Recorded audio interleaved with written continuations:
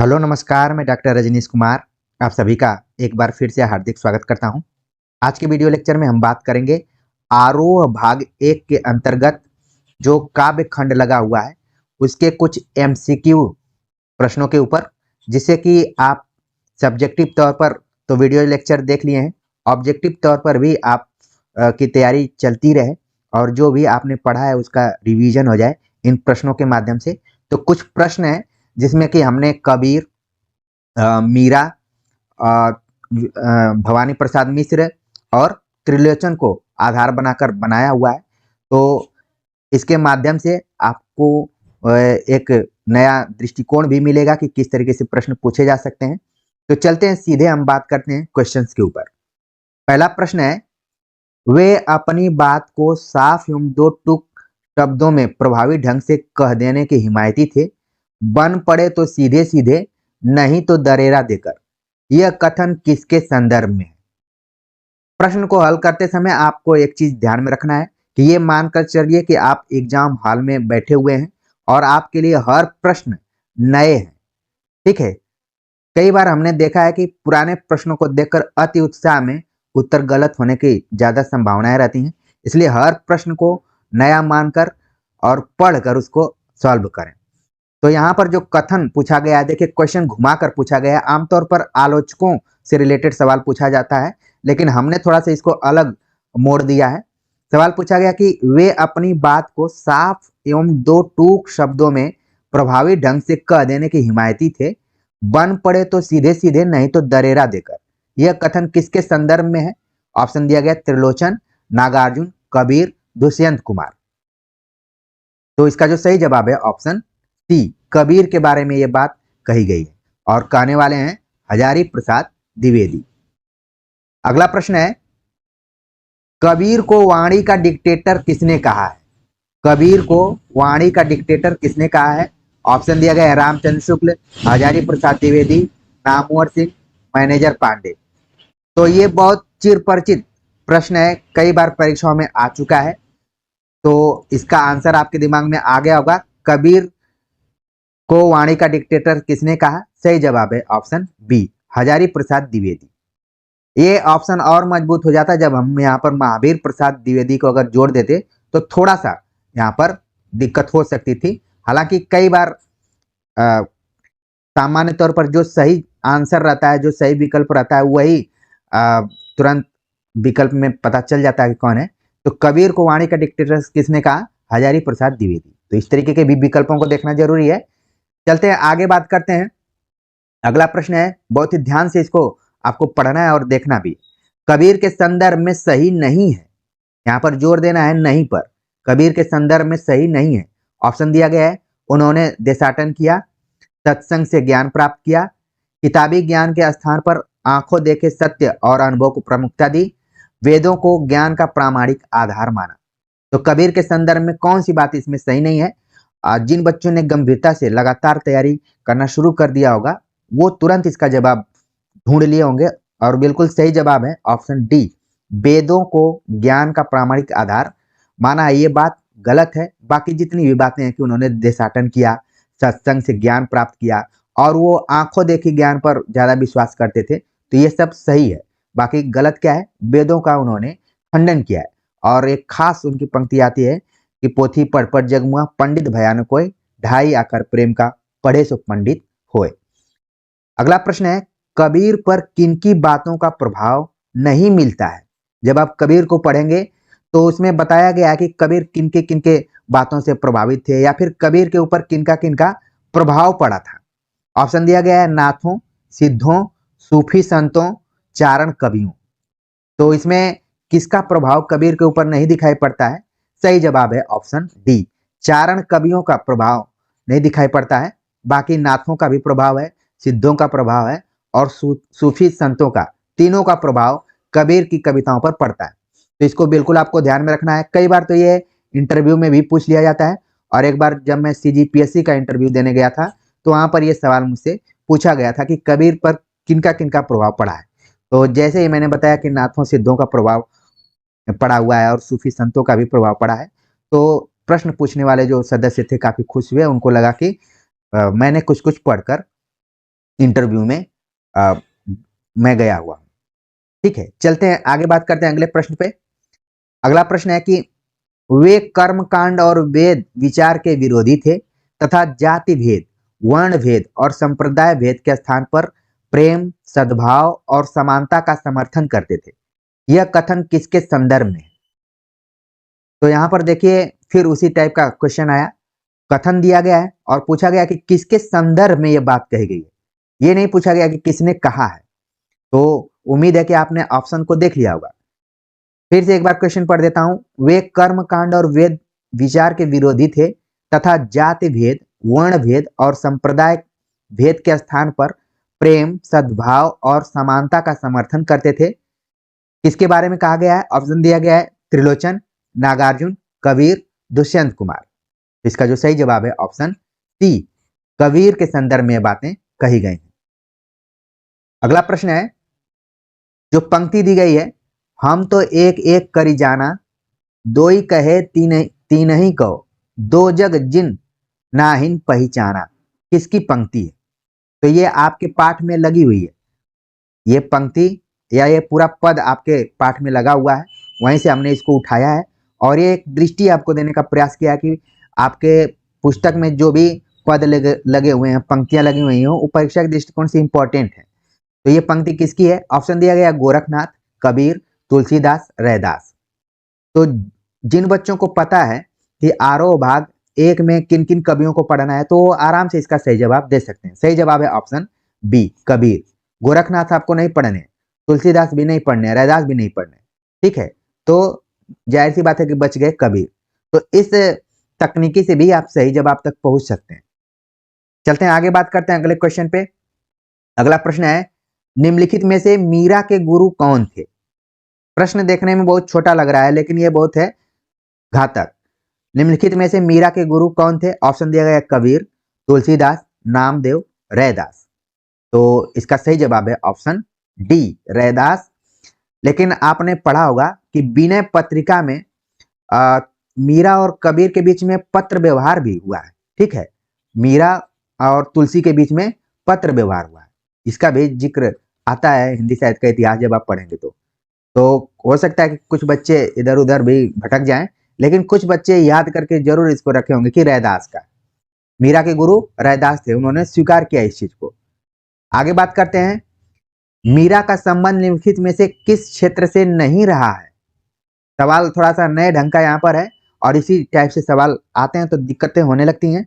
यहाँ पर पूछा गया कि मीरा का संबंध किस क्षेत्र से नहीं है? ऑप्शन दिया गया चित्तौड़, वृंदावन, काशी, द्वारिका। तो जो भी मीरा के बारे में थोड़ा बहुत पढ़ा होगा उसके दिमाग में इसका सही आंसर घूमने लगा होगा और बिल्कुल सही घूम रहा है। ऑप्शन सी इसका सही जवाब है। मीरा का संबंध काशी से नहीं है बल्कि चित्तौड़, वृंदावन और द्वारिका, ये जो 3 क्षेत्र हैं, शहर हैं, यहाँ पर मीरा किसी न किसी रूप में अपना जीवन व्यतीत की है, लेकिन काशी इस विकल्प में ठीक नहीं है। तो सी ऑप्शन इसका सही होगा। अगला प्रश्न है, कृष्ण के प्रेम की दीवानी मीरा पर किसके प्रभाव को देखा जा सकता है? ठीक है, ये वैसा ही प्रश्न है जैसा कि कबीर पर था कि कबीर पर किसका किसका प्रभाव पड़ा है, और यहाँ पर भी पूछा जा रहा है कि कृष्ण के प्रेम की दीवानी मीरा पर किसके प्रभाव को देखा जा सकता है? ऑप्शन दिया गया है नाथों, सिद्धों, सूफी संतों और अष्टछाप का। ठीक है, तो यहाँ पर इसका जो सही जवाब है कि किसके प्रभाव को देखा जा सकता है, सही जवाब है ऑप्शन सी, सूफी संतों का प्रभाव मीरा के ऊपर दिखाई पड़ता है।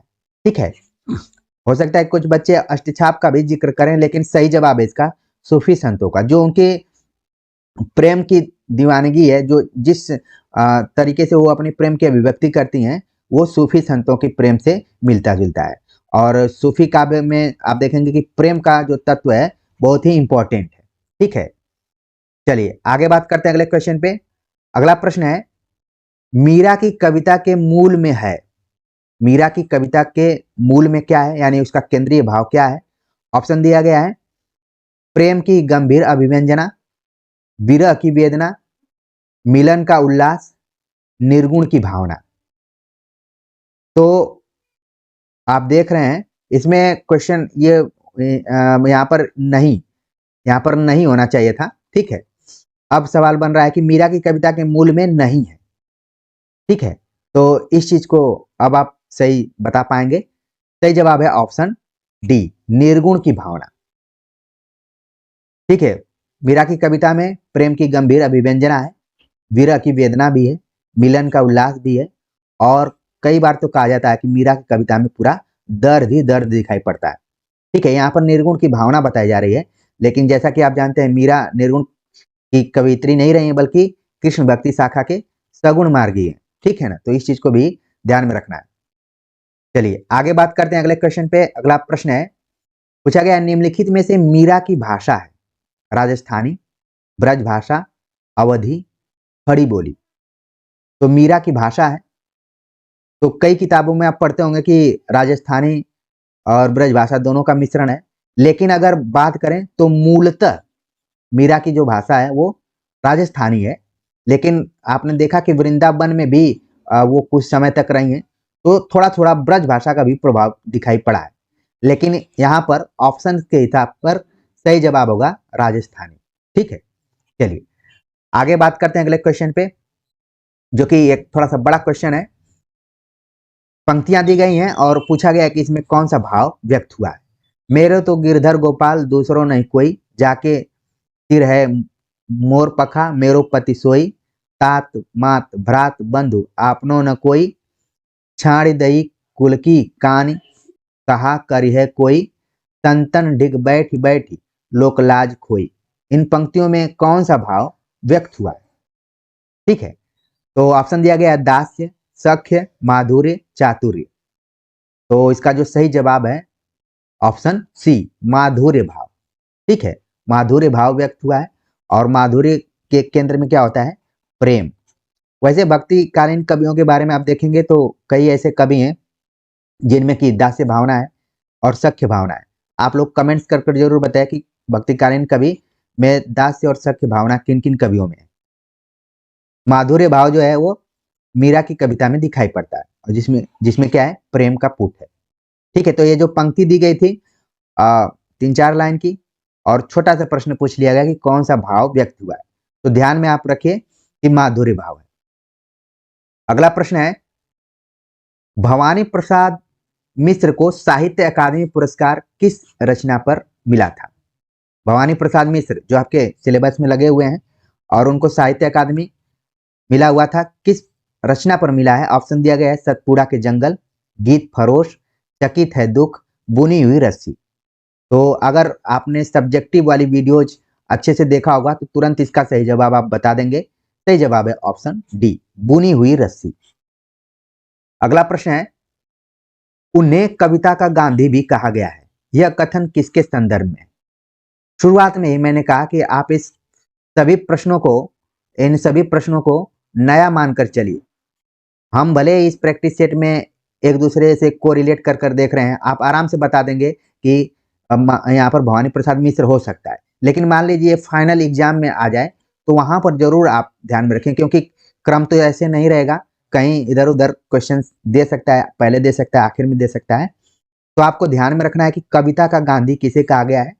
तो भवानी प्रसाद मिश्र को। ठीक है, ऑप्शन में दिया गया था कबीर, त्रिलोचन और नागार्जुन। तो भवानी प्रसाद मिश्र को कविता का गांधी कहा जाता है। अगला प्रश्न है, घर की याद में कवि किस प्रवास से पीड़ित है? घर की याद कविता आपके पाठ्यक्रम में लगी हुई है, और जिसके लेखक हैं भवानी प्रसाद मिश्र। ठीक है, तो किस वो कहां पर थे तब ये कविता लिखे हैं, उसी से रिलेटेड यहाँ पर सवाल पूछा गया है। विदेश प्रवास, जेल प्रवास, छात्र प्रवास, इनमें से कोई नहीं। तो सही जवाब है कि जेल प्रवास की पीड़ा इसमें दिखाई गई है घर की याद में। और जब कविता को आप सब्जेक्टिव तौर पर मैंने पढ़ा दिया है, सब कुछ पढ़ा चुका हूं मैं, आप जाकर पुरानी वीडियो लेक्चर जरूर देखिए तो और चीजें क्लियर होंगी। उसमें एक बारिश हो रही है लगातार, और जेल से वो सोच रहे हैं कि घर की याद उनको आ रही है, और लगातार अपने परिवार को याद करते हुए इस कविता को उन्होंने एक लंबी कविता का रूप दिया हुआ है। कविता पर यह आधारित एक और प्रश्न है, घर की याद कविता में कवि अपने भाई बहनों में किस क्रम पर है? चौथा, पांचवा, तीसरा, दूसरा। जब इस कविता को पढ़ेंगे तो वहां पर पता चल जाएगा कि कवि किस नंबर पर है। ठीक है, तो 5वें नंबर पे है भवानी प्रसाद मिश्र, सही जवाब है 5वां। अगला प्रश्न है, त्रिलोचन का मूल नाम है। त्रिलोचन का मूल नाम है वासुदेव सिंह, वसुदेव पांडे, वसुदेव सिंह, वसुदेव पांडे। अब ये क्वेश्चन देखने में बहुत छोटा है, लेकिन पूरे इस प्रैक्टिस सेट में इससे घातक प्रश्न और इससे घातक विकल्प आपको नहीं मिलेगा। बहुत सावधानी से इसको आपको रंगना है। थोड़ा सा भी इधर उधर करेंगे तो ये ऐसा प्रश्न है कि तलवार की धार पर चलने के बराबर है, आपका पैर कभी भी कट सकता है। आप देख रहे हैं, त्रिलोचन का मूल नाम वासुदेव सिंह, वसुदेव पांडे, वसुदेव सिंह, वसुदेव पांडे। सही जवाब है ऑप्शन ए, वासुदेव सिंह। तो जो एकदम कंफर्म रहेगा, क्योंकि गांव में कई लोगों का वसुदेव नाम भी रहता है। ठीक है, तो यहाँ पर क्या है, वासुदेव सिंह त्रिलोचन का मूल नाम या फिर वास्तविक नाम, ये भी पूछा जाता है। त्रिलोचन का संबंध हिंदी कविता में प्रगतिशील कवियों के रूप में देखा जाता है, उनके वर्ग में रखा जाता है, तो इसको ध्यान में रखना है। आगे बात करते हैं। अगला प्रश्न है, निम्नलिखित में से त्रिलोचन का काव्य संग्रह नहीं है। धरती, गुलाब और बुलबुल, ताप के ताए हुए दिन, इस जनपद का कवि हूं। तो इस क्वेश्चन को भी बहुत ही सावधानी से आपको बताना है कि त्रिलोचन का काव्य संग्रह नहीं है। तो आप देख रहे हैं कि चारों जो नाम दिए गए हैं उसमें आपको लग रहा होगा कि हमने तो किताब में सब पढ़ा हुआ है, सब है इनका, लेकिन फिर भी इसमें बहुत माइनर यहाँ पर मैंने चेंजिंग किया हुआ है। और इसीलिए कई बार क्रिकेट की भाषा में कहें तो लोग गूगली पर LBW आउट हो जाते हैं। बहुत सारे विद्यार्थी इस पर आउट हो गए होंगे। हालांकि इस क्वेश्चन को देखे होंगे तो लगा होगा कि ये तो बहुत आसानी से हम बता देंगे। हाँ, बहुत सारे बच्चों ने पकड़ लिया कि इसका सही जवाब क्या है। ऑप्शन डी इसका सही जवाब है कि इस जनपद का कवि हूं। इसके स्थान पर क्या होना चाहिए था, उस होना चाहिए। इसलिए हम अपने दैनिक जीवन में इस और उस को बहुत हल्के में लेते हैं, लेकिन अब आप लोग नहीं लेंगे हल्के में। ठीक है, तो इस तरीके से भी ध्यान में रखिए। त्रिलोचन का जो काव्य संग्रह धरती है, गुलाब और बुलबुल भी है, ताप के ताए हुए दिन भी है, और उस जनपद का कवि है। यहाँ पर इस नहीं है बल्कि उस है। तो ये ऑप्शन क्या हो गया, गलत हो गया।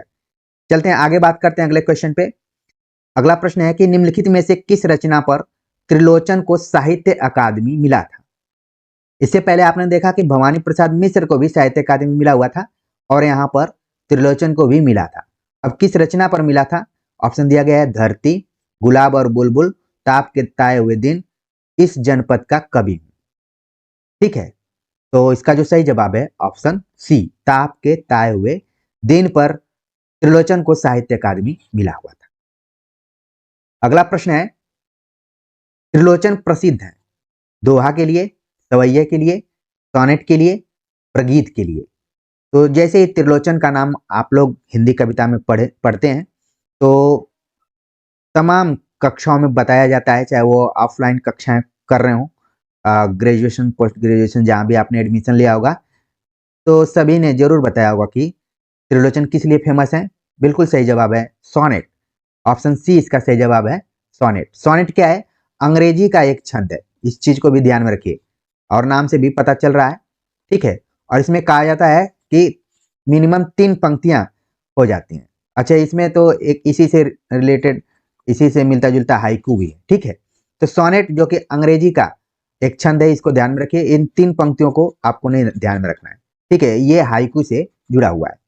ठीक है, तो बस आपको ध्यान में रखना है कि कई बार हमारे पारंपरिक छंदों के अतिरिक्त 2 और छंदों का नाम ले लिया जाता है, हाइकू का और सोनेट का।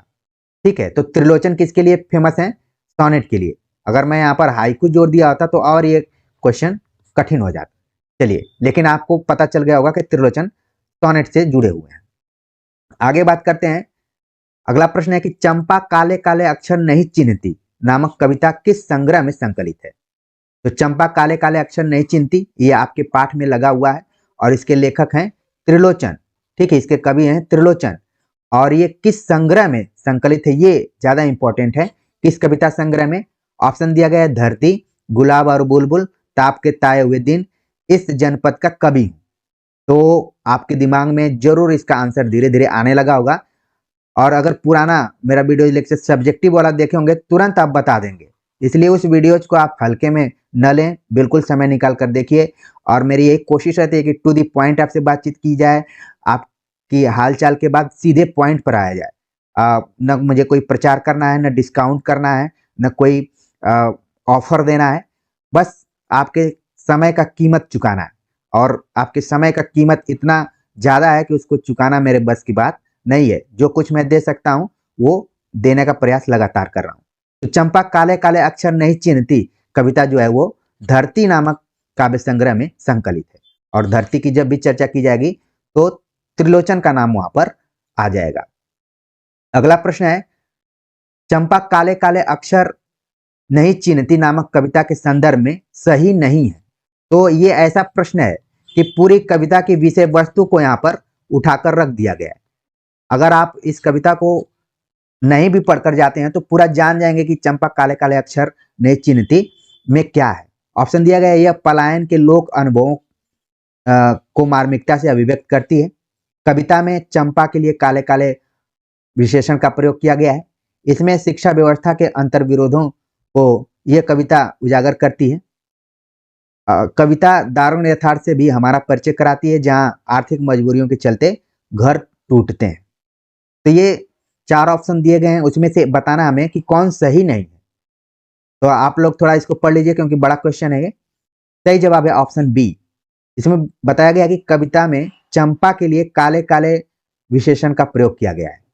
तो ये क्या हो गया, गलत हो गया। यहाँ पर चंपा के लिए नहीं किया गया है बल्कि अक्षरों के लिए किया गया है। जो अक्षर शब्द है यहाँ पर काले काले अक्षर नहीं चिन्हती। ठीक है, तो कई बार जैसे जब आप पढ़ते हैं तो दिमाग घूम जाता है, तो हो सकता है कई लोगों को लगे कि चंपा काली रही होगी, लेकिन यहाँ पर चंपा के लिए नहीं आया बल्कि अक्षरों के लिए आया हुआ है। और बाकी इसमें पलायन और लोक अनुभवों को जोड़ा गया है, शिक्षा व्यवस्था के अंतर्विरोधों को बताया गया है, दारुण यथार्थ का भी परिचय कराया गया कि आर्थिक मजबूरियों की वजह से कैसे घर टूटते हैं और लोग विदेश जाते हैं। और विदेश में भी या फिर परदेश जिसको कहा जा सकता है कि एक उनकी पत्नी घर पर रहती है और एक परदेश में भी हो जाती है, तो दिक्कतें हो जाती हैं, घर कैसे टूटते हैं, इन सारी चीज़ों को भी उठाया गया है। और कवि जो है बार बार कविता में ये बताया है कि चंपा को पढ़ने के लिए प्रेरित कर रहा है, लेकिन चंपा जो है एक सामान्य परिवार की है, एक किसान परिवार से जुड़ी हुई है। जब कविता पढ़ेंगे, हालांकि मैंने कविता को पढ़ा दिया है। चलते हैं आगे, बात करते हैं अगले प्रश्न पे। अगला प्रश्न है कि चंपा किस शहर पर वज्र गिरने की बात करती है। कविता में आखिर में बताया गया है, वो बोलती है कि इस पर वज्र गिरे, तो किस शहर का उसने जिक्र किया है। ऑप्शन दिया गया है दिल्ली, कलकत्ता, मद्रास, बनारस। तो इसका जो सही जवाब है यहाँ पर चंपा बोलती है कि कलकत्ता पर वज्र गिरे। ठीक है, तो इसका सही जवाब हो गया कलकत्ता। एक जमाना था जब लोग पूर्वी उत्तर प्रदेश या फिर बिहार या फिर जो भी लोग कमाना धमाना चाहते थे तो वो कलकत्ता जाते थे। और कलकत्ता पर आप देखेंगे कि बहुत सारे गाने भी बने हैं, गीत भी बनी है। ठीक है, तो कलकत्ता एक जमाने में प्रदेश के रूप में देखा जाता था। ठीक है, धीरे धीरे अब चीज़ें चेंज हो गई हैं, लोग मुंबई और दिल्ली की तरफ जाना शुरू कर दिए हैं और कुछ लोग तो दुबई भी पहुंच गए हैं। तो चंपा किस शहर की चर्चा की है वो आपको समझ में आ गया होगा कि कलकत्ता की बात की है। अगला प्रश्न है, कविता में चंपा किसकी लड़की है।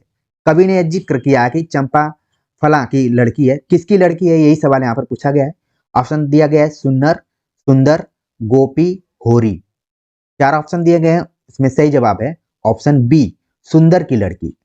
सुंदर एक ग्वाला है, उसी की लड़की है, और जो गाय भैंस चराती है, पढ़ती लिखती नहीं है, उसी के बारे में चर्चा की गई है। और कवि के पास कभी कभी पहुंच जाती है चंपा। पूरी कविता पढ़ेंगे तो आपको विषय वस्तु और क्लियर हो जाएगी। अगला प्रश्न है कि चंपा के विषय में कवि ने उसकी किन विशेषताओं की ओर संकेत किया है। अच्छी है, नटखट है, चंचल है या फिर सभी है।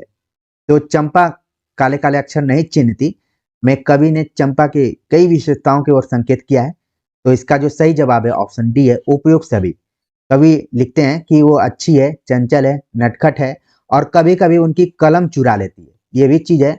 और कॉपी क्या करती है, गायब कर देती है, ये भी जिक्र किया गया है।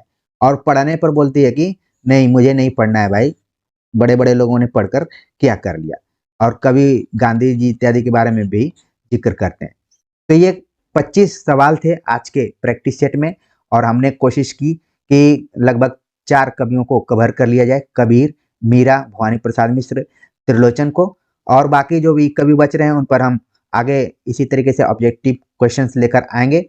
उम्मीद है कि आप सभी को ये सारे प्रश्न अच्छे लगे होंगे, आपका दोहराव हुआ होगा, रिवीजन हुआ होगा। तो कमेंट्स कर जरूर बताइए। तो मिलते हैं एक नए टॉपिक के साथ, तब तक के लिए नमस्कार।